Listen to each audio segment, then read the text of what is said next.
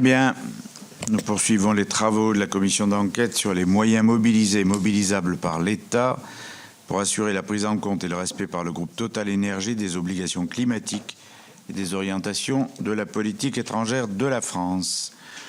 Nous entendons aujourd'hui Madame Lucie Pinson, directrice générale et fondatrice de l'association Reclaim Finance, et Monsieur Antoine Laurent, responsable plaidoyer de la dite association. Cette association a été fondée en 2020, affiliée aux Amis de la Terre, dont l'objectif est de mettre les acteurs financiers, banques, assurances, investisseurs au service du climat, notamment en œuvrant au désinvestissement des énergies fossiles. Avant de vous laisser la parole, Madame et Monsieur, j'imagine que les deux vous parlez. Oui. Oui. Oui. Oui. Donc, pour un propos introductif global à vous deux, d'une quinzaine de minutes, il me revient de vous indiquer que cette audition est diffusée en direct et en différé sur le site internet du Sénat. La vidéo sera le cas échéant diffusée sur les réseaux sociaux, puis consultable en vidéo. Je rappelle en outre qu'un faux témoignage devant notre commission d'enquête est passible des peines prévues aux articles 434, 13, 14, 15 du Code pénal, qui peuvent aller de 3 à 7 ans d'emprisonnement et de 45 000 à 100 000 euros d'amende. Madame Pinson, Monsieur Laurent, je vous invite maintenant à prêter serment de dire toute la vérité, rien que la vérité, en levant la main droite et en disant « Je le jure ». Je le jure. Je le jure. Merci. Avant de vous céder la parole, je vous invite également à nous préciser si vous détenez des intérêts de toute nature dans le groupe Total Énergie ou chez l'un de ses concurrents dans le secteur de l'énergie, y compris sous forme de prestations, de conseils ou de participation à des cénacles financés par les énergéticiens. À titre personnel, non. En revanche, Reclaim Finance détient une action chez Total Énergie et chez Engie pour le secteur énergétique. Monsieur Laurent? Non. Très bien. Pour la bonne information de la commission d'enquête, pouvez-vous également nous indiquer si vous avez été amené à initier des actions à l'encontre de Total ou bien si vous avez publié des travaux, articles, livres, interviews en lien avec le groupe Total Énergie et la teneur en bloc de ces travaux? Alors oui, nous suivons de près la stratégie climatique des majors pétrolières et gazières, comprenant notamment Total Énergie. Donc nous avons à cette fin publié plusieurs informations qui analysent la stratégie à l'aune de plusieurs critères comme les CAPEX, l'allocation des dépenses d'investissement, la part notamment des renouvelables et des énergies fossiles dans ces dépenses d'investissement, la trajectoire de production qui sera suivie par Total Énergie dans les futures années, etc. Monsieur Laurent? Oui, dans le même cadre, participation des interviews sur le groupe. Oui. Juste pour mieux vous connaître, je vois, et à la suite de ce que vous venez de dire, je vois sur votre site qu'il y a quelqu'un qui est chez vous parmi la cinquantaine de membres de l'équipe, quelqu'un qui est chargé d'une campagne Defund Total Énergie. Donc en fait, ce n'est pas juste des travaux d'analyse que vous avez publiés, vous êtes engagé pour Defund Total Énergie, donc c'est des campagnes. C'est juste pour que je mette à plat les choses. En effet, peut-être je peux revenir tout d'abord sur C'est légitime, c'est votre droit, mais c'est juste pour que nous on le sache. Alors peut-être pour dire un mot sur Reclaim Finance et finir sur la campagne Defund Total en particulier. Donc c'est une association, comme Monsieur le Président l'a rappelé, que j'ai fondée il y a 4 ans et qui vise à accompagner la transformation de nos économies à travers le levier financier. Donc la majeure partie de notre activité consiste à émettre des recommandations auprès des différents acteurs du secteur financier, que ce soit des acteurs financiers privés, les banques, les assureurs, les investisseurs, mais aussi toutes les instances normatives comme les gouvernements, autorités nationales, européennes ou encore les autres initiatives d'acteurs qui participent à influencer le comportement des acteurs financiers. Notre périmètre d'action est international, principalement concentré sur le secteur énergétique. Et peut-être juste un mot sur l'expertise de Reclaim Finance avant de parler des aspects campagne. Notre expertise est, je pense, reconnue aujourd'hui par la majeure partie du secteur financier. Nous siégeons, pour ne donner que quelques exemples, à la Commission développement durable ou protection des épargnants de l'autorité des marchés financiers. Nous siégeons aussi dans les groupes d'experts. Sur les acteurs pétroliers et gaziers et sur les acteurs financiers de l'initiative Science Based Target qui certifie les cibles de décarbonation de nombreuses entreprises, y compris des acteurs financiers. Concernant Reclaim Finance, nous avons cette activité de recherche et d'analyse qui nous permet d'émettre des recommandations que nous portons donc auprès des différentes parties prenantes du secteur. Et bien entendu, en tant que ONG, notre rôle est aussi d'interpeller sur l'urgence à agir, à transformer les modèles économiques, les modèles financiers pour répondre à l'objectif de contenir le réchauffement à 1,5 degré. Donc autrement dit, pour répondre aux objectifs climatiques français, européens et internationaux. Dans ce cadre-là, nous jouons un rôle en effet de coordination de plusieurs parties prenantes de la société civile dans une campagne qui s'appelle Defund Total. Et le coordinateur de cette campagne est donc hébergé à Reclaim Finance. Et cette campagne vise particulièrement à mobiliser le secteur financier dans la transformation du groupe Total Énergie. Sans être indiscret, ça prend quelle forme, cette campagne, pour mobiliser le Defund Total? Alors, ça peut prendre différentes formes. La première forme, déjà, c'est l'information sur les pratiques de Total Énergie partout dans le monde. Donc, il y a un travail de réseau, notamment avec les différentes communautés ou associations directement mobilisées sur le terrain dans différents pays en lien avec des projets portés par Total Énergie, des projets pétroliers et gaziers. Il y a un enjeu aussi de coordination, à savoir ces personnes sont régulièrement accueillies en France pour rencontrer les différentes parties prenantes de Total Énergie, à commencer par les acteurs financiers. Je dis en France, mais c'est également au niveau européen. On y reviendra sur la part des banques européennes dans le financement de Total Énergie. Ça peut prendre la forme aussi d'informations qui après se sont prises en main par différentes parties prenantes pour se mobiliser sur cette question du financement des énergies fossiles. Ça prend aussi la forme de notes qui peuvent demain, alors la campagne est assez récente, mais par exemple demain on explore la possibilité aussi d'informer les agences de notation, qu'elles soient extra-financières ou non, pour également mieux les informer sur les risques, pas seulement les impacts de Total Énergie sur l'environnement et le climat, mais aussi les risques financiers qui sont liés à l'absence de transformation du modèle économique de Total Énergie. Très bien. Eh bien, je vais vous laisser comme prévu, donc à vous deux en tout cas, le propos introductif, et puis ensuite vous répondrez aux questions.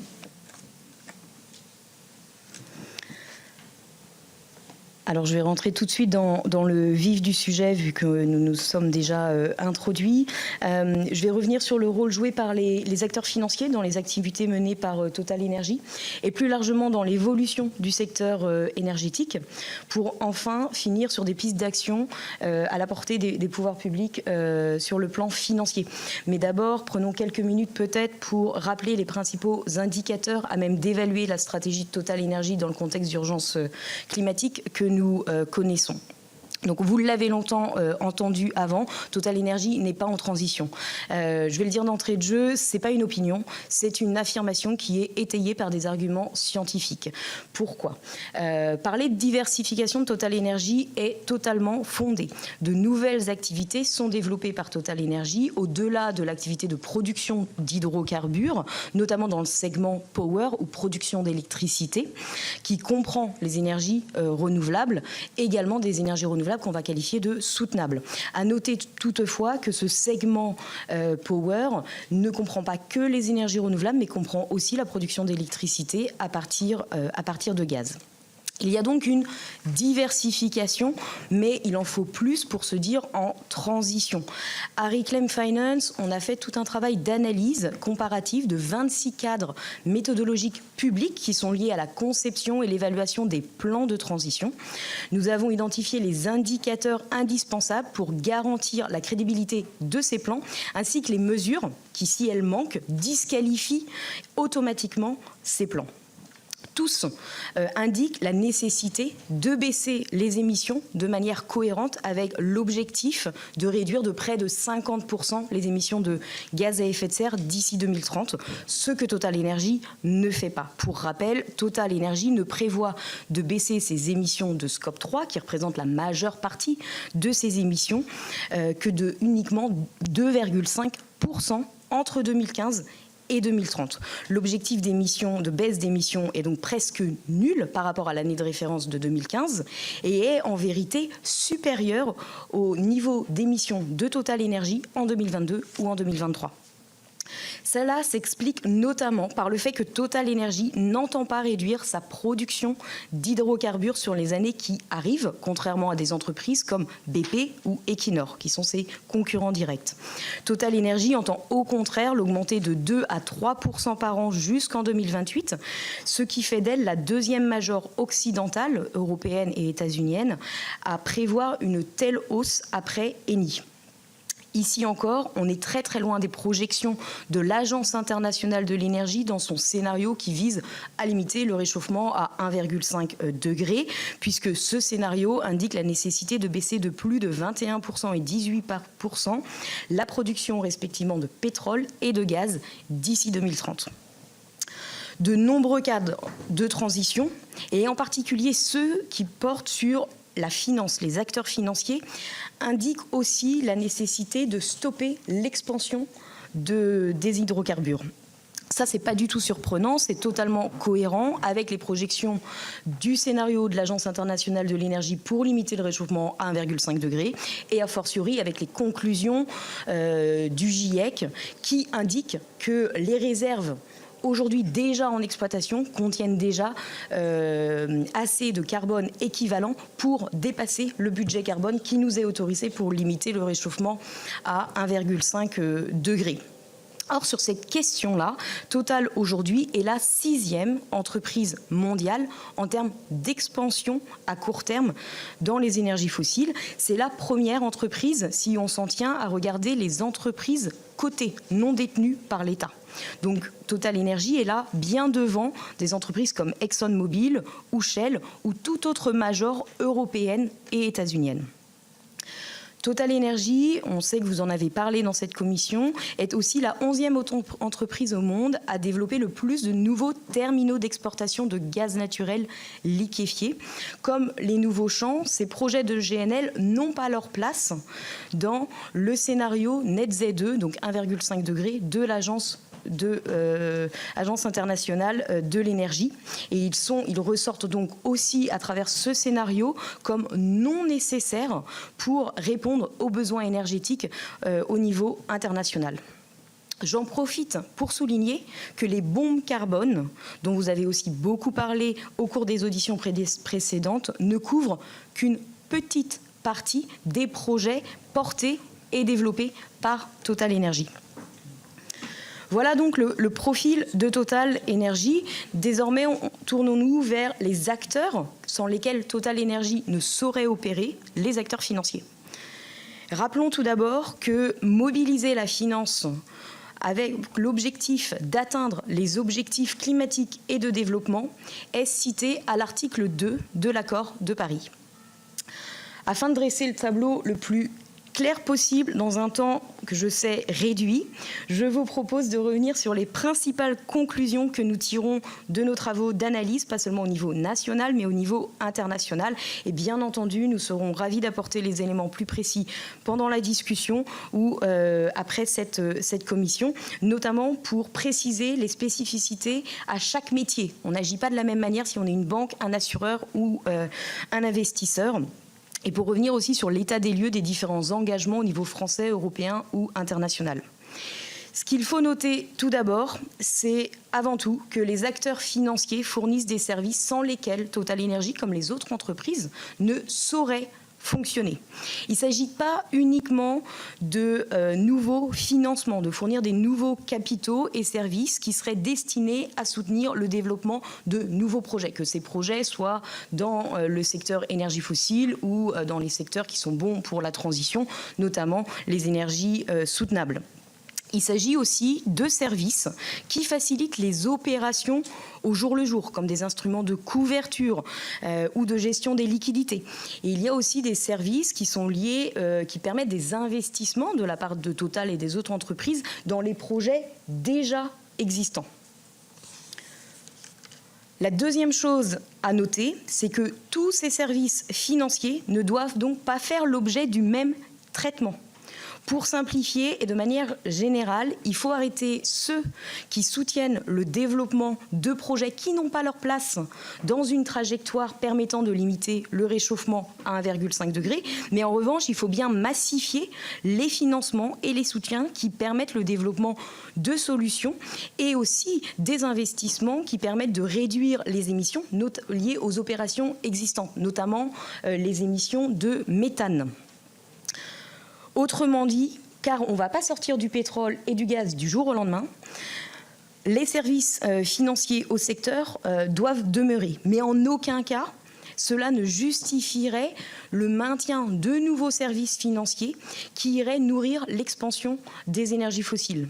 Et opérationnaliser ce filtrage est tout à fait à la portée des acteurs financiers, que ce soit des banques, des assureurs ou des investisseurs. La troisième chose à noter, et là on est vraiment sur l'intérêt de s'intéresser aux acteurs financiers pendant cette commission, c'est que les financements à Total Energy sont très concentrés, avec uniquement 20 banques responsables de 97% des financements à la major entre 2016 et 2023. Les 3 premiers financeurs mondiaux de Total Energy sont des banques françaises, Crédit Agricole, BNP Paribas et Société Générale, qui représentent à elles seules 41% des financements fournis à Total Energy depuis 2016. Cette concentration renforce bien entendu le caractère stratégique du levier financier pour influencer l'entreprise. Total Energy prétend souvent pouvoir se passer des acteurs financiers qui seraient trop exigeants. Cet argument, personnellement, me laisse très perplexe, puisque la relation entre une entreprise et des banques se met des années à se construire. Et il est difficile, vu la concentration des financements, d'envisager la possibilité pour Total Energy de se passer rapidement de ces banquiers historiques, qui plus est, lorsque les premières places sont occupées par des banques françaises. Par ailleurs, les actions que pourrait mener le gouvernement en France, en Europe et à l'international, en France, en Europe et à l'international, n'influenceront pas uniquement les acteurs financiers français, mais également leurs pairs au niveau européen et international. De nombreux outils au niveau européen sont accessibles, sont déployables rapidement et permettraient de couvrir à travers les seules banques européennes 66% des financements à Total Energy. À noter aussi, bien entendu, que toute mesure portant sur les acteurs financiers atteindrait Total Energy, mais bien entendu l'ensemble des entreprises du secteur pétrolier et gazier de leur portefeuille, donc également les concurrents de Total Energy. Ce qui m'amène à la troisième partie, l'intervention des pouvoirs publics. Pourquoi est-elle indispensable aujourd'hui si ces derniers souhaitent tenir les objectifs climatiques ? D'abord, la maturité des questions climatiques et financières, il faut le reconnaître, a énormément progressé depuis la COP21. Moi, ça fait plus de 10 ans que je travaille sur cette question et aujourd'hui, très clairement, les débats ne sont pas du tout de la même teneur que c'était le cas en 2013 quand j'ai commencé ou en 2015. Cependant, on note un ralentissement, malheureusement, dans la quantité et la qualité des mesures prises par les acteurs financiers pour lutter contre l'expansion des énergies fossiles. Pour nous en tenir à la France, et nous serons heureux, encore une fois, de revenir sur les autres acteurs financiers, si vous le désirez, On a des acteurs financiers qui ont globalement rendu leur copie sur le secteur du charbon, mais malheureusement, on ne peut pas du tout en dire autant pour le secteur du pétrole et du gaz. Quand bien même le consensus scientifique, notamment sur la nécessité d'arrêter l'expansion pétrolière et gazière, est aujourd'hui reconnu par les plus grands acteurs de la place, y compris les grandes banques françaises, nous avons globalement une absence totale de considération dans les mesures adoptées pour les risques liés au gaz naturel liquéfié. Nous avons de nombreux acteurs qui ont adopté des mesures, mais celles-ci sont encore très insuffisantes pour exclure tout soutien financier qui irait à l'expansion des énergies fossiles. Prenons une des politiques des plus ambitieuses pour le secteur bancaire uniquement, celle de Crédit Agricole. Ça donne un aperçu de l'insuffisance même des meilleures politiques. Crédit Agricole exclut les financements de projets. Or, il faut le rappeler, les financements de projets ne représentent qu'une toute petite partie des financements qui vont au secteur énergétique. Pour le secteur pétrolier gazier, c'est 4% des financements totaux et Crédit Agricole se situe certainement dans cette moyenne-là. Nous n'avons pas d'exemple de forts cas de transactions de projets opérés par Crédit Agricole à des nouveaux projets pétroliers et gaziers au niveau de l'extraction. Par ailleurs, la politique laisse la porte ouverte à encore des transactions pour des acteurs qui agiraient dans le secteur mais qui ne sont pas nécessairement les premiers développeurs. Sont aussi exclus de cette politique les financements aux entreprises dites indépendantes.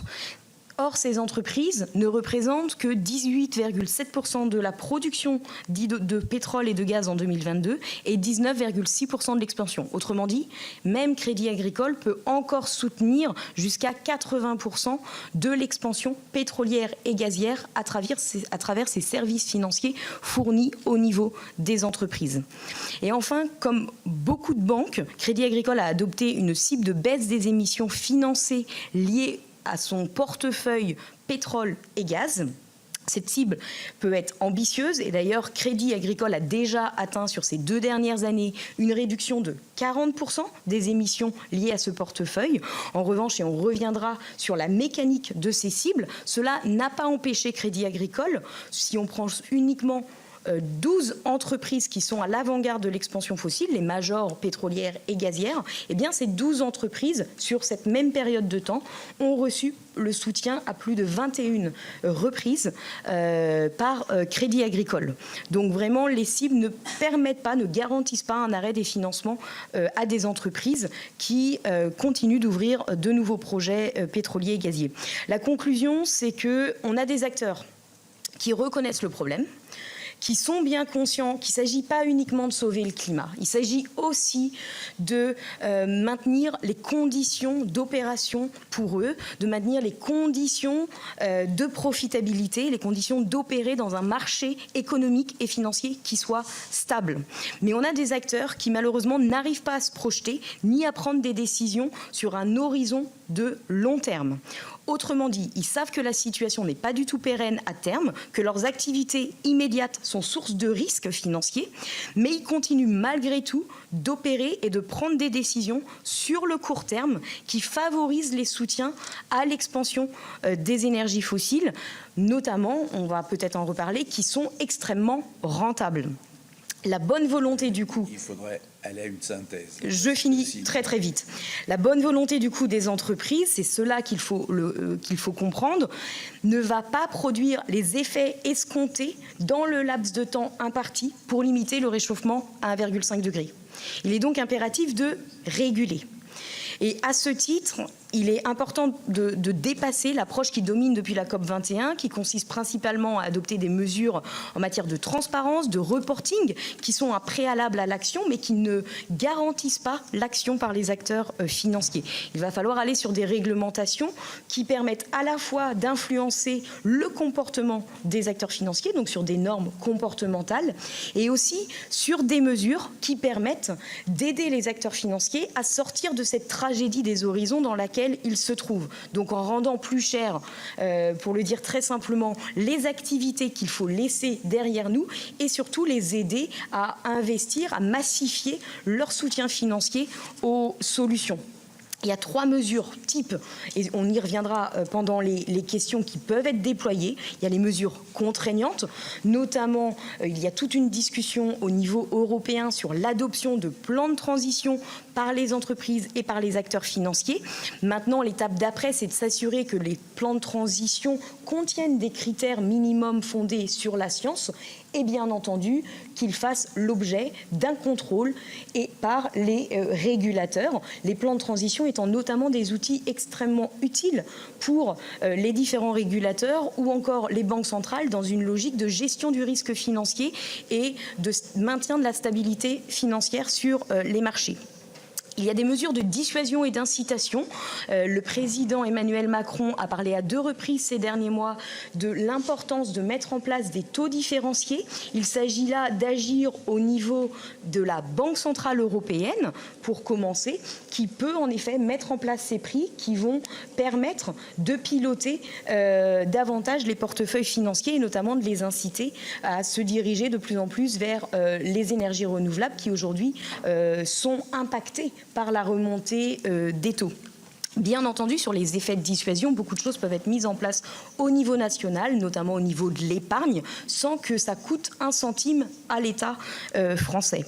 Et enfin, il y a beaucoup de mesures de facilitation, encore une fois, au niveau de l'épargne, parce qu'aujourd'hui, nous avons une différence entre ce que demandent les investisseurs, qu'ils soient institutionnels ou épargnants, qui souhaitent investir dans la transition écologique, et ce que leur permet aujourd'hui les différents produits et notamment la manière dont ils sont commercialisés. Donc énormément de mesures peuvent être mises en place pour faciliter les consommateurs à se diriger vers des produits qui accélèrent la transition. Et peut-être dernier mot pour finir. Au-delà des mesures impactant directement les acteurs financiers, bien entendu, les pouvoirs publics ont la responsabilité d'agir au plus haut niveau de l'État. Et là, nous sommes inquiets de voir une diplomatie française qui, malheureusement, aujourd'hui, soutient le développement de projets d'énergie fossile par Total Energy.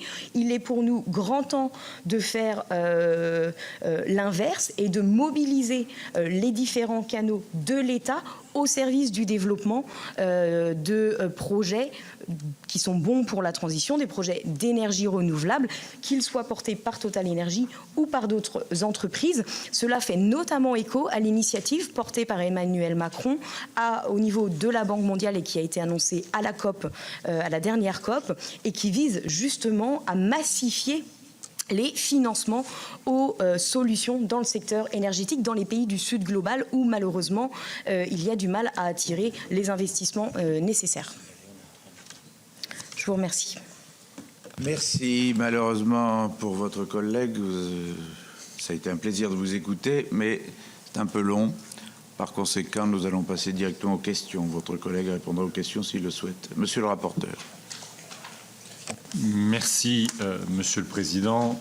Merci pour votre présentation. Vous avez évoqué effectivement la part essentielle que jouent les acteurs financiers dans l'économie du pétrole et du gaz aujourd'hui. Est-ce que vous pouvez nous dire, vous avez parlé du Crédit Agricole, est-ce que vous pouvez faire un panorama à la fois sur les banques françaises, mais au-delà sur d'autres banques? Est-ce que finalement, si on prend un certain nombre de projets pétroliers ou gaziers dans le monde, est-ce qu'il y a des banques qui ont des stratégies beaucoup plus actives de sortie des énergies fossiles, et pas simplement de sortie des énergies fossiles, mais d'accompagnement? Est-ce que vous pouvez nous parler de stratégies d'acteurs financiers qui accompagnent la transition énergétique? Deuxième question, sur... au fond, c'est le débat depuis le début sur la sincérité des plans de décarbonation et notamment de celui de Total Energy. Vous, par votre expertise, qu'est-ce que vous pouvez nous dire au fond de la fiabilité des données qui sont disponibles aujourd'hui, que ce soit pour les actionnaires, évidemment, ou pour l'ensemble des acteurs qui s'intéressent à ces entreprises, notamment en matière de plan de transition, enfin. Il y a maintenant des activités, des débats au sein des assemblées générales de Total Energy. Qu'est-ce que vous pouvez nous dire sur les résolutions Say on Climate ? On sait que Total interdit pour l'instant ce type de résolution, mais est-ce que vous avez mentionné votre travail au sein de la commission sur la finance durable de l'autorité sur les marchés financiers? Est-ce que vous pouvez nous dire, au fond, qu'est-ce que vous recommandez?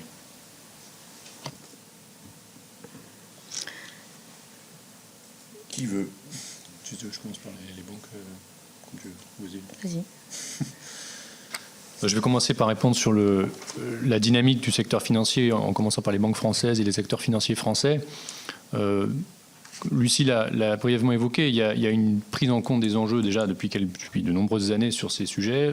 D'abord sur le charbon à l'époque de la COP21, sur le pétrole et le gaz, ça progresse. Vous parliez de l'accompagnement. Beaucoup des acteurs financiers s'engagent petit à petit à prendre des engagements à moyen et long terme de décarbonation de leur portefeuille, de financement de projets plus ou moins vertueux sur le plan écologique, à travers des green bonds, à travers un financement vert selon une définition qui reste malheureusement très floue. Mais nous restons encore lacunaires sur tout ce qui concerne les énergies fossiles. Et pour là, ce qui nous concerne ici avec Total Energy, le secteur pétro-gazier, Lucie l'a évoqué, on commence à voir émerger depuis 1 an, 2 ans, 3 ans des engagements qui sont pris par les acteurs sur le financement de projets, qui ne représentent que 10-20% de la masse d'argent qui vient irriguer les nouveaux projets pétroliers et gaziers. Mais on a encore, l'essentiel des acteurs financiers, que ce soit français ou étrangers, continuent de financer ou même d'investir à travers leur filiale d'investissement, de gestion d'actifs ou assureurs, d'investir dans les compagnies comme Total, qui sont les contributeurs de cette expansion, sans aucune condition. Et donc, c'est un des appels que nous on fait et que l'on porte à travers notre plaidoyer auprès de ces acteurs que l'on rencontre régulièrement, de leur dire de regarder parmi les différents leviers d'action qu'ils peuvent avoir, pas forcément couper les vannes tout de suite, mais au moins utiliser leur pouvoir d'influence auprès de ces entreprises pour les contraindre, les forcer à prendre une trajectoire beaucoup plus conforme à l'accord de Paris, qui n'est pas aujourd'hui le cas, puisque, comme disait Lucie, Total Energy, comme toutes les majors d'ailleurs, ne sont pas en transition. Peut-être pour apporter un point complémentaire, on a en France, en revanche, si on va au-delà des acteurs bancaires, des acteurs qui ont des politiques très intéressantes, qui justement pilotent différemment les différents services financiers qu'ils fournissent à l'industrie du pétrole et du gaz.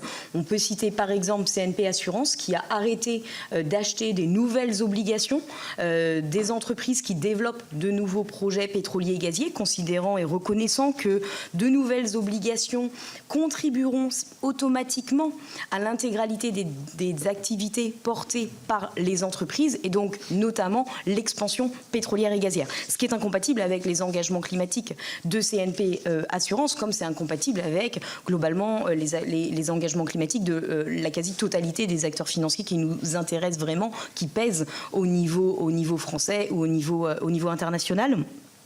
En revanche, CNP Assurance, et ce n'est qu'un exemple parmi d'autres, demeure actionnaire de Total Energy et des autres entreprises, notamment pour exercer une influence au cours de l'Assemblée générale à travers une politique de vote. Ce qui m'amène à votre autre question sur les Say on Climate.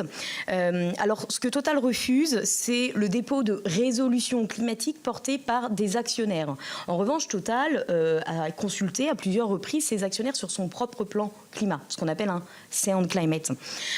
Ceci ne change pas grand-chose à mon propos. L'engagement, aujourd'hui, on a quelques années d'expérience pour être un peu lucide sur ce qu'il permet au niveau des entreprises pétrolières et gazières, qui ont été engagées notamment à travers une initiative collective lancée en 2017 après le One Planet Summit organisé en France. Donc une initiative qui s'appelle Climate Action 100+, et dans laquelle on va retrouver des centaines d'investisseurs engagés collectivement pour transformer un peu plus de 100 entreprises, y compris des entreprises du secteur pétrolier et gazier comme Total Energy. Or, ce qu'on voit, c'est qu'on a des résultats qui sont cosmétiques, voire en réalité nul si on considère l'impact matériel de cet engagement sur les niveaux d'émissions de gaz à effet de serre. On voit que les progrès s'ils sont considérés comme des progrès qui ont pu être permis, relèvent de la transparence. Total, en effet, rend une copie de plus en plus détaillée sur sa stratégie climatique. Donc il y a des progrès sur la transparence. On a des engagements aussi des entreprises à long terme. Ils se sont tous engagés sur la neutralité carbone à l'horizon 2050. En revanche, on ne voit pas du tout une inflexion au niveau de la stratégie dans les hydrocarbures, qui est bien celle qui impacte le niveau d'émissions de gaz à effet de serre à terme. Et on voit vraiment le fait que Total n'est pas réceptif à ce type de pratique à l'heure actuelle, puisque c'est après un vote historique en France, après que 30% des actionnaires de Total Énergie lui aient demandé d'en faire plus sur le climat lors de sa dernière assemblée générale, que Total a annoncé relever son objectif de production pétrolière et gazière. Donc on voit là que malheureusement, il va falloir avoir des mesures beaucoup plus robustes pour pousser les acteurs financiers, actionnaires de Total, à plutôt copier des politiques telles que celles adoptées par CNP Assurance. S'assurer qu'il n'y ait plus d'obligation de nouveaux investissements, et ça peut être répliqué au niveau des banques, au niveau des assureurs, plus de nouveaux services financiers qui aillent alimenter directement des nouveaux projets fossiles, ou des entreprises, lorsque tous les services financiers sont corporate, soutiennent l'ensemble de la stratégie d'une entreprise, dès lors que cette entreprise développe des nouveaux projets d'énergie fossile, ce qui n'empêche pas, bien entendu, de maintenir des soutiens fléchés vers les projets dont il faut accompagner le développement. Ça ne veut pas dire, encore une fois, comme je le disais, Total a besoin de beaucoup de services financiers pour opérer. Un certain nombre de ces services financiers peuvent être maintenus et certains doivent être développés pour soutenir les solutions.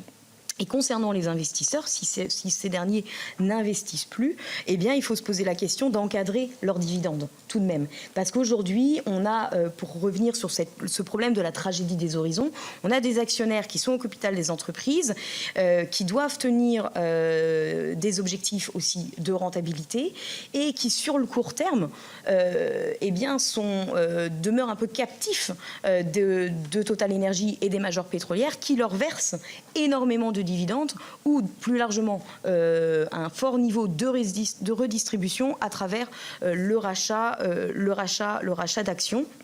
Donc voilà ce type de mesures vers lesquelles il faudrait aller. Le Sound Climate, mesure à imposer comme ça a été fait en Suisse, un peu sur un périmètre plus large, serait intéressant. Mais ce serait intéressant peut-être pas tant pour Total Énergie, qui est déjà assez avancé en termes de transparence, même si ça peut toujours permettre d'aller chercher des informations supplémentaires. En revanche, c'est un levier qui peut être aussi intéressant pour poser le sujet climatique à l'agenda des autres entreprises nationales. Parce que, bien entendu, il y a d'autres entreprises qui sont dépendantes des énergies fossiles que Total vend. On va en rester à ce qu'est la commission d'enquête et pas essayer de refaire le monde ce matin. Pardon de vous dire que si les actionnaires n'ont plus de dividendes, je ne sais pas si l'économie libérale peut survivre. Après, on peut toujours dire qu'on n'est pas dans un système économique qui nous convient. Allez, on va passer à des questions courtes et des réponses brèves. Je les prends par deux. Monsieur Folliot, puis Madame Devesa.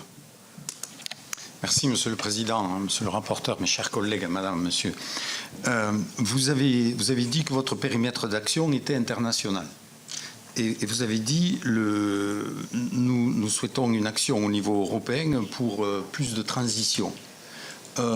L'Europe, au travers de ce qu'on appelle la taxonomie, a dit que le nucléaire et le gaz étaient, entre guillemets, des énergies écologiques de transition. Par rapport à cela, comment articuler les éléments au travers de l'action que vous menez, où finalement, par rapport à ce que vous dites, vous ne faites aucune différence entre charbon, pétrole et gaz. Donc avec cet objectif et ces éléments vus à l'échelle européenne. Et ensuite, donc vous ciblez un certain nombre de vos actions par rapport à Total. par rapport à un certain nombre de compagnies occidentales, mais qu'en est-il des actions concrètes que vous menez par rapport aux compagnies, je pense à Gazprom, je pense aux majors russes, à ceux qui sont dans les pays du Golfe, en Asie, en Chine et autres, pour les cibler, pour avoir une action globale. Parce que si une action qui est menée uniquement sur une partie des compagnies et pas sur les autres, ça risque d'entraîner un certain nombre de distorsions. Mais en tout état de cause, ça ne résoudra pas le problème global que vous souhaitez et pour lequel nous sommes tous attachés à essayer de faire de telle sorte qu'il soit combattu. Merci, Madame de Véza. Oui, merci Président, merci Madame Pinson pour votre exposé.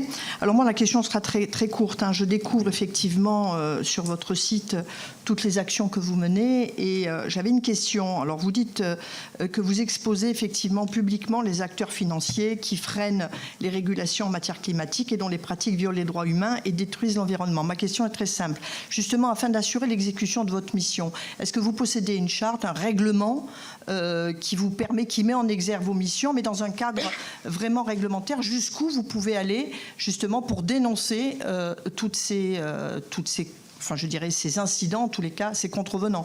J'aimerais un peu comprendre comment vous fonctionnez. Est-ce que vous avez un cadre réglementaire? Parce que j'imagine que vous ne pouvez pas tout faire, ou en tous les cas, vous êtes limité. Voilà. J'aimerais un petit peu comprendre comment vous fonctionnez dans ce domaine. Je vous remercie. Allez-y. Pour répondre brièvement. Alors la taxonomie intègre en effet le gaz au niveau de la production d'électricité pour certaines centrales à gaz, pas toutes les centrales à gaz. Et l'idée, enfin, je pense que derrière votre question, il y a l'idée que le gaz serait une énergie de transition dont il faudrait soutenir le développement. C'est en partie fondé, cet argument, parce que le gaz, au niveau de la production d'électricité, émet 2 fois moins qu'une centrale à charbon. En revanche, dès lors qu'on regarde l'impact du gaz en termes d'émissions de gaz à effet de serre, pas au niveau de la production d'électricité uniquement, mais sur l'ensemble de la chaîne de valeur, qui est c'est bien le périmètre pertinent pour juger l'impact du développement d'une énergie, eh bien, on se retrouve avec un bilan en termes de gaz à effet de serre qui est bien plus lourd, notamment en raison des émissions tout au long des processus de transformation et de transport du gaz, a fortiori si on parle de gaz de schiste qui multiplie les points d'extraction ou encore de gaz naturel liquéfié qui est un processus extrêmement lourd, aussi consommateur d'énergie. L'idée selon laquelle la taxonomie justifierait de nouveaux champs ou de nouveaux terminaux de gaz naturel liquéfié n'est pas du tout fondée sur la science. Et d'ailleurs, on a un certain nombre d'acteurs financiers qui le reconnaissent, qui ont fait des déclarations en ce sens et qui ont déjà adopté des mesures pour ne plus soutenir le développement de nouveaux champs. Les banques françaises, BNP Paribas, Crédit Agricole, Société Générale ont arrêté de fournir des services financiers directs pour le développement de nouveaux champs gaziers. Ils n'ont pas pris ces mêmes mesures encore pour les centrales à gaz. Le problème étant, pour revenir à ce que nous disions préalablement, c'est que ces services financiers-là ne représentent qu'une petite partie des financements au secteur dans son ensemble et qu'il est tout à fait possible pour une entreprise de développer un nouveau champ gazier en utilisant les financements qui lui sont fournis au niveau de l'entreprise. Pour revenir sur la deuxième question, bien entendu, c'est toutes les entreprises qu'il faut transformer. À noter que les banques françaises, les acteurs financiers français, sont pas seulement les financeurs de Total Energy. C'est des banques internationales. On a en France un des secteurs bancaires les plus importants au monde. Crédit Agricole, BNP Paribas compte parmi les 10 premières banques au niveau international. On va retrouver aussi la place d'acteurs financiers français dans les classements internationaux avec Amundi pour les gestionnaires d'actifs, avec AXA au niveau des assureurs. Et donc, lorsque la France agit à travers le levier financier, c'est bien un impact international qu'elle a au-delà de Total Energy et des autres entreprises nationales. Enfin, peut-être un deuxième point qui serait intéressant dans une logique de pousser Total à développer massivement des solutions, des projets d'éolien et de solaire que Total développe aujourd'hui, c'est que généralement, lorsque vous allez dans les pays du Sud global, vous allez généralement avoir des projets qui sont portés par Total Énergie, mais en partenariat avec les entreprises locales. Et donc, une inflexion par Total Énergie entraînerait normalement aussi une inflexion de la part des entreprises nationales et permettrait aussi une montée en compétences en termes de développement des énergies renouvelables.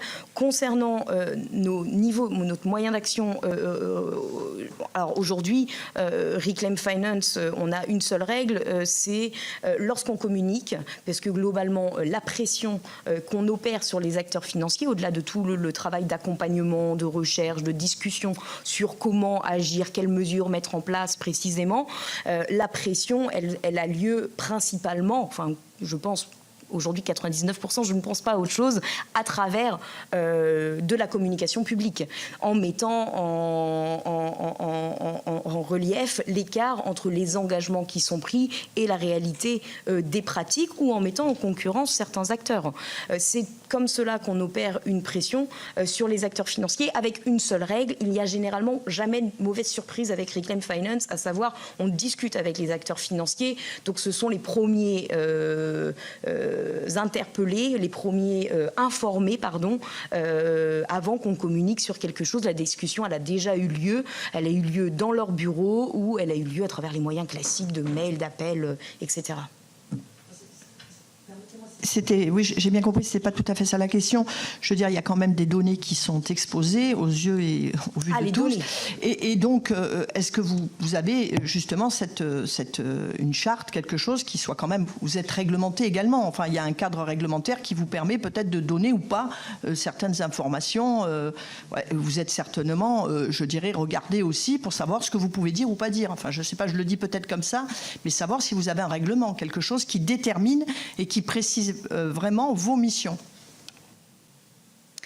Alors, en tant que ONG, notre travail, il est en effet fondé sur des bases de données pour comprendre précisément l'exposition des acteurs financiers et comprendre précisément les activités des entreprises du secteur énergétique.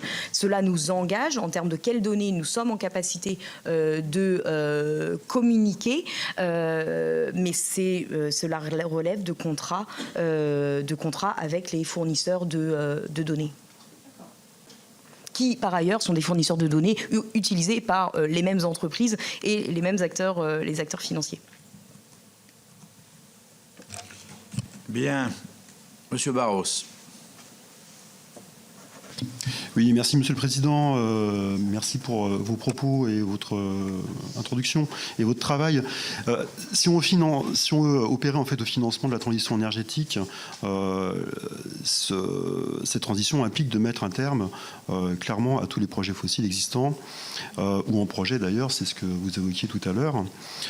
C'est d'ailleurs pas tout à fait la trajectoire, et ça aussi vous l'avez exprimé très rapidement. Et d'ailleurs ça fait aussi écho à une audition de M. Jancovici qui disait voilà, les entreprises pétrolières vont aller certainement à la fin des barils de façon à entamer progressivement une sortie des énergies carbone et pour après ça basculer sur autre chose. Mais en tout cas, ils vont aller jusqu'au fond certainement des réserves de pétrole. Parce que ces entreprises, dont Total, ces entreprises du secteur, ont un argument bien rodé, le risque de créer des actifs échoués. Ainsi, les titres d'une entreprise comme Total Énergie pourraient donc s'effondrer avec la mise en place de mesures climatiques plus contraignantes. Les montants en jeu sont considérables. En effet, Total Énergie connaît ce risque, mais continue en même temps à développer des nombreux projets d'exploitation et d'extraction d'énergie fossile pour les prochaines années. Pourquoi le secteur financier tarde-t-il à prendre en compte cette question des actifs échoués? Première question. C'est ce retard qui rend ingérable la résolution de ce problème. Une étude publiée par le laboratoire sur les inégalités mondiales rappelle pourtant que les actifs échoués sont aujourd'hui détenus en très grande partie par les personnes les plus riches de la planète. Leur perte ne représenterait pas plus de 2% de la richesse totale. Alors on est loin, on est loin de ce que évoquait Roger Carocci tout à l'heure, on est loin de l'effondrement de l'économie capitaliste, mais pour le coup, il y aura peut-être un tout petit effort à faire par quelques-uns pour faire en sorte justement de sortir de cette inertie des banques et des entreprises sur le sujet.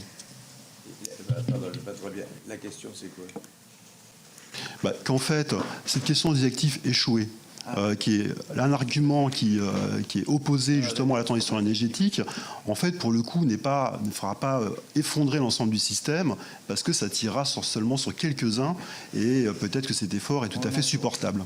Très bien. Madame Carrère-Gé. Pardon, merci Madame la Présidente. Et c'était en complément de la question du début. J'ai regardé votre site et je vous pose la question parce que je ne trouve pas l'information. J'ai vu que vous êtes une PME en croissance rapide, fondée en 2020. Et je vois 50 personnes qui travaillent chez vous. Je voulais connaître le montant de votre budget, sa structure, quelle part pour les dons de particuliers, est-ce qu'il y a des subventions ? Est-ce qu'il y a des personnes... Pardon, je veux bien savoir, Monsieur Jadot, qui on auditionne. Je regarde l'information publique, je ne la trouve pas sur Internet, je pose la question. Est-ce qu'il y a des acteurs, des personnes morales qui financent votre association? Et si oui, est-ce qu'il y a des acteurs bancaires, finance ou dans le secteur de l'énergie qui la financent? C'est une question. J'aurais vu l'information sur le site, je n'aurais pas posé cette question. Merci. Toute question est possible, toutes les réponses sont possibles aussi, donc ne vous sentez pas tenu. Allez, Madame la Présidente ou Monsieur Laurent, sur les deux questions. Hein. Alors, nous sommes une équipe de 40 personnes. Notre budget, aujourd'hui, avoisine les 4 millions. Nous sommes financés principalement, c'est-à-dire quasiment, plus de 98%, par des fondations. Vous connaissez très certainement la Fondation européenne pour le climat, qui est une des fondations qui nous finance. L'intégralité des fondations peuvent être trouvées sur la page « Qui sommes-nous » du site Internet. Enfin, la quasi-totalité. Le reste est intégré dans le rapport d'activité. Et donc, nous n'avons pas d'acteurs financiers, partie prenante. Et pour répondre à la question sur les actifs échoués, en fait, une des premières raisons pour lesquelles les acteurs financiers se soucient des enjeux climatiques, c'est lié à ça. C'est le fait d'intégrer des paramètres extra-financiers à leurs préoccupations financières. Et donc, c'est par exemple toutes les notions autour de l'ESG, de faire en sorte que les fonds d'investissement calibrent bien les risques financiers auxquels ils s'exposent lorsque il y a un accroissement des risques climatiques ou lorsqu'ils sont liés à des secteurs potentiellement exposés, qui vont potentiellement décliner, voir leurs actifs, leurs activités décliner, perdre de la valeur. Et donc, ils ont besoin, pour leur devoir fiduciaire, au service de leurs clients qui sont soucieux de voir leur argent se fructifier, ils ont besoin d'intégrer ces risques et de bien les anticiper. Ça fait appel à la notion qu'évoquait Lucie Pinson sur la tragédie des horizons. Le problème aujourd'hui, c'est que les risques climatiques auxquels s'expose l'ensemble de l'économie, pas seulement le secteur fossile, mais aussi les secteurs fossiles du fait de ce qu'on appelle les risques de transition, le fait que le secteur va devoir se transformer d'une certaine manière, et parfois peut-être même de manière assez brutale. J'ai perdu le fil de mon... je ne sais plus ce que je disais. Le risque de transition. Oui, sur le risque de transition et la tragédie des horizons, il y a les acteurs financiers, pour l'instant, se soucient à horizon quelques années et essayent d'évaluer à horizon quelques années dans quelle mesure leur portefeuille ou leurs activités bancaires puissent s'exposer à ces risques. Malheureusement, ces risques-là, tels qu'ils ont été évalués, arrivent plutôt à horizon 10, 15, 20 ans ou encore au-delà. Et donc, il y a une possibilité pour que, et c'est comme ça que les acteurs l'évaluent, se dire que d'ici là, leurs expositions vont de toute manière être réduites et qu'il y aura possiblement une socialisation des pertes, c'est-à-dire que les pouvoirs publics devront prendre la main pour amortir le choc en cas de transition rapide.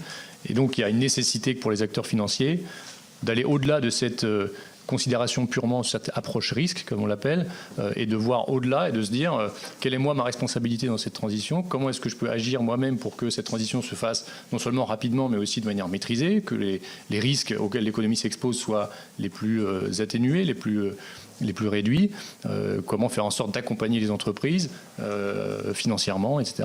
Voilà. Un commentaire, enfin, c'est juste... Hier soir a eu lieu ici même, dans le cadre du groupe de travail sur la filière bois, un exposé, une rencontre sur la question de comment on allait organiser la filière bois en termes de production, de gestion et autres, à horizon 2050. Et pour le coup, la colonne vertébrale de ce rendez-vous, c'était le réchauffement climatique. Donc les 1,5 degré, les 2 degrés, les 3 degrés, quel impact sur la production de la filière bois et quelles conséquences sur le marché. Et moi je suis très étonné que la filière bois soit très en avance en termes de qualité, de vision à long terme par rapport aux entreprises pétrolières et l'économie et les banques qui sont pour le coup très en retard sur cette filière qui dès aujourd'hui est en train de s'organiser et qui a pris en compte la question du risque lié au réchauffement climatique. C'est quand même incroyable. Pardon, Monsieur Barros, c'est une filière que je connais assez bien. La filière bois n'a franchement rien à voir avec la filière des hydrocarbures. Elle n'est pas organisée pareil, elle n'a pas la même structuration, elle n'a pas les mêmes grandes majors, elle n'a pas du tout... bon, donc c'est pas du tout le même sujet, quoi. Enfin, je veux bien qu'on compare, mais ça n'a pas du tout le même sens. Oui, je suis d'accord. Très bien. Peut-être juste un tout petit point pour réagir. La meilleure manière d'éviter des actifs échoués, c'est d'agir dès maintenant. C'est de se doter d'un plan de transition. D'où je reviens sur la nécessité d'avoir des plans de transition qui soient pas seulement demandés aux entreprises, parce que c'est le cas aujourd'hui, mais dont les critères minimums à trouver soient imposés par le régulateur. Là, la France peut agir au niveau national, mais surtout au niveau européen, et ensuite fasse l'objet d'un contrôle pour s'assurer que la qualité y est. Encore une fois, beaucoup de cadres méthodologiques, j'en ai cité 26, existent. L'AMF a récemment publié également son propre avis sur ce qui doit se trouver dans les plans de transition. Donc aujourd'hui, on a les outils pour agir et dedans, vous allez trouver des impératifs d'arrêt de l'expansion, d'organiser la sortie. En revanche, pour revenir sur cette considération d'actifs échoués, bien entendu, plus on tarde, plus ça va être compliqué, mais on a déjà un cas test un peu avec le charbon. Aujourd'hui, on a énormément de centrales à charbon, des milliers d'unités de production d'électricité à partir de charbon dans le monde. Or, la majeure partie doit être fermée d'ici 2030. En France, on a des difficultés à en fermer 2 centrales. Donc, on voit bien que là, il y a un enjeu, surtout quand ces centrales, si on prend l'Indonésie par exemple, sont aujourd'hui rentables et font l'objet par exemple de mécanismes comme des mécanismes d'achat de l'électricité qui permettent aux entreprises de les faire fonctionner et de rentrer, de gagner de l'argent, quand bien même, on le sait de manière macro, opérer aujourd'hui une centrale à charbon, ça coûte plus cher, même si elle existe déjà, que de développer des alternatives soutenables. Eh bien là, bien entendu, il va falloir développer des mécanismes innovants qui soient portés par les pouvoirs publics. Le gouvernement français, une fois de plus, en parle au niveau du CTA, du Coal Transition Accelerator, qui a été lancé à la COP, en espérant que ça ne reste pas une coquille vide. Et on a besoin de mettre autour de la table les banques de développement, les différentes institutions internationales, mais tout ça dans l'idée qu'il va falloir mobiliser les financements privés, parce que nous ne l'avons pas mentionné, 80% des financements pour la transition, que ce soit au niveau national, européen ou international, doivent venir du secteur privé. Et ça, on le sait, parce qu'on a un bon track record depuis ce qui s'est passé depuis la COP 21. Ça ne va pas se faire sans intervention des régulateurs et des pouvoirs publics plus largement. Très bien. Eh bien, ce sera la phrase de conclusion. Merci à vous deux, vous trois. Merci à chacun. Je vous rappelle que notre prochaine séance n'est pas lundi prochain, puisque la semaine prochaine, il y a suspension des travaux parlementaires. Nous nous retrouvons le lundi 26.